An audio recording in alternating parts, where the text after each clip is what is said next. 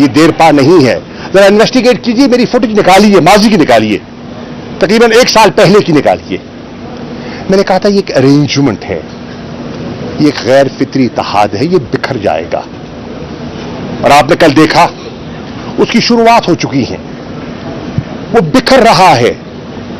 اب آپ دیکھیے کہ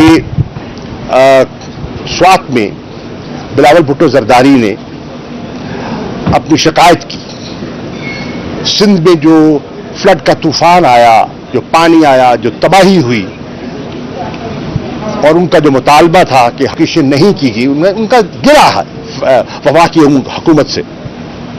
اور ان کا گلہ میری نظر میں درست ہے, کیونکہ مجھے علم ہے کہ سندھ میں کتنی تباہی ہوئی ہے, میرا سندھ سے تعلق ہے, میں جانتا ہوں کہ وہاں کا کیفیت ہے, اور اگر ان کو وسائل دستیاب نہیں ہوں گے تو ان کی ریہیبلیٹیشن کا کام کیسے ہوگا. اس حد تک بلاول جو کہہ رہے ہیں وہ درست کہہ رہے ہیں. لیکن سوال یہ اٹھتا ہے کہ کابینہ میں آپ اور آپ کے وزراء موجود, جب بجٹ ڈاکومنٹ پیش کیا گیا اور اگر یہ ایلوکیشن نہیں تھی تو آپ خاموش کیوں رہے؟ آپ نے وہاں انسسٹ کیوں نہیں کیا؟ جیسے آپ نے کہا کہ آپ نے سرکاری ملازمین کی تنخواہوں پر ایک تذکرہ کیا ان کے اضافے کے لیے, تو آپ نے سندھ کی اس ایلوکیشن جس کو وفاقی حکومت نے آپ کے حق کے باوجود تسلیم نہیں کیا, تو آپ کے وزراء نے, پیپلز پارٹی کے وزراء نے اس پر اصرار کیوں نہیں کیا؟ ایک. دوسری بات, آج میں دیکھ رہا ہوں کہ سرکاری وزراء آزاد کشمیر کے الیکشنز پر, جو ابھی حالیہ ضمنی الیکشن ہوا ہے, اس پر اپنے اعتراضات اٹھا رہے ہیں. وہ کہہ رہے ہیں کہ ٹھپے لگائے گئے. انٹیریئر منسٹر کا میں بیان سن رہا تھا, وہ کہہ رہے ہیں کہ کائرہ صاحب کو ایکیوز کر رہے ہیں, وہ میرے پاس آئے, مجھے انہوں نے یقین دلایا کہ ٹھپے نہیں لگیں گے, رینجرز کی تعیناتی کی ضرورت نہیں ہے, اور میں نے ان کی بات تسلیم کی. لیکن وہاں جو کچھ ہوا اس سے ہم مطمئن نہیں ہیں. یعنی کہ وہ پیپلز پارٹی پر آزاد کشمیر کے ضمنی الیکشن کی دھاندلی کا الزام لگا رہے ہیں.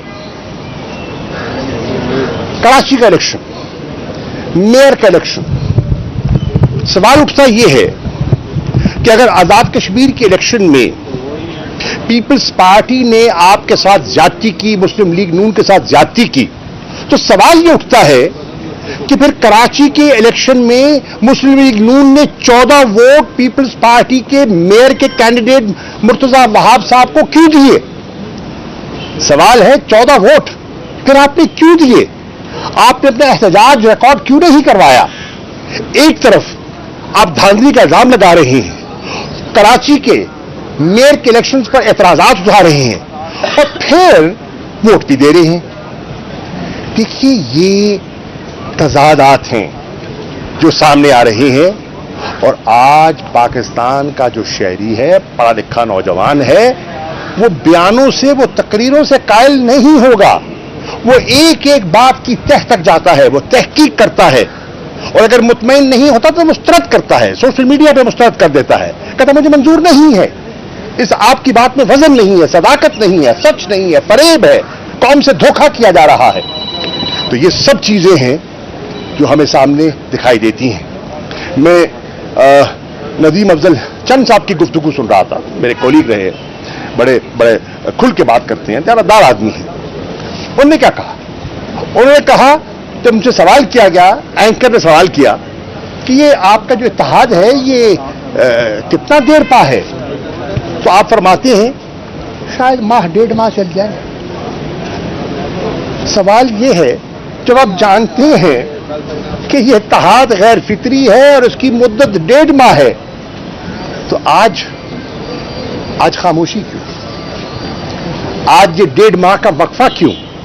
یہ سب چیزیں ہیں جو ابھی تو بجٹ پہ ووٹنگ ہونی ہے نا, ابھی تو ووٹنگ ہونی ہے نا, تو کیوں نہیں پیپلز پارٹی بجٹ کے ووٹ دینے سے پہلے اس پر ایک فیصلہ کرتی؟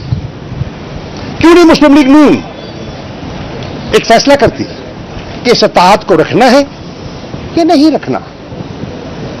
ہر حلقے میں کینڈیڈیٹ تیار کیے جا رہے ہیں. پیپلز پارٹی ان کا حق ہے, وہ اپنے کینڈیڈیٹس کی تلاش کر رہے ہیں. مسلم لیگ نون ان کا حق ہے, اپنے کینڈیڈیٹس کی تلاش کر رہے ہیں. یعنی کہ عملی طور پر یہ اتحاد ختم ہو چکا ہے.